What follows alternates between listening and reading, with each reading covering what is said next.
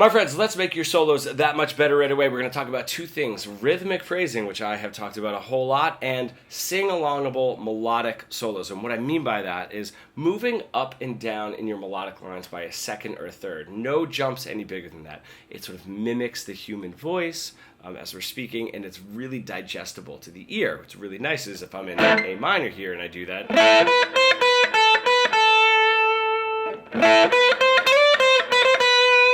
these lines are very sing-alongable. They're slow enough. I'm not doing sweep picking. I'm not doing anything crazy. There is always a time for that, which is great. We can really get into guitar mode, and that is a little bit more of like human voice melodic mode, which is really nice. The cool thing is, within that, moving up and down a scale of seconds and thirds for your sort of melodic motifs, let's just say, is adding larger jumps. Sometimes it pulls the ear in and it adds like a little bit of an element of surprise without getting too far off into, you know, your sort of sweep picking and tapping and such. So if I have that same idea,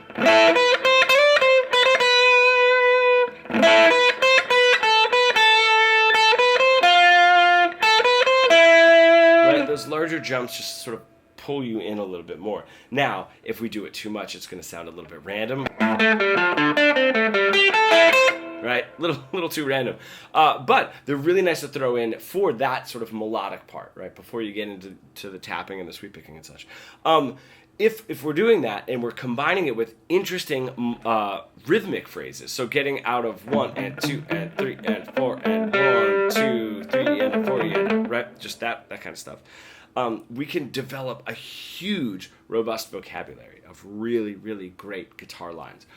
What I want you to do is listen to at least the beginning part of the solo for Hotel California. I'm not going to play it now. I'm not going to do a deep dive. There are a million guitar tutorials on that guitar solo. But tap out those phrases rhythmically. Almost take the notes out and just like tap it out and see how cool those rhythmic phrases are. And they're not just 1 and 2 and 3 and right. They're not like super boring, as well as moving up in that sort of like melodic, mimicking the human voice phrases, as well as those bigger intervals, right? Bigger interval jumps of like a fifth or a flat sixth or whatever it is to pull the ear in. It's why that solo is so interesting, especially in the first half of it.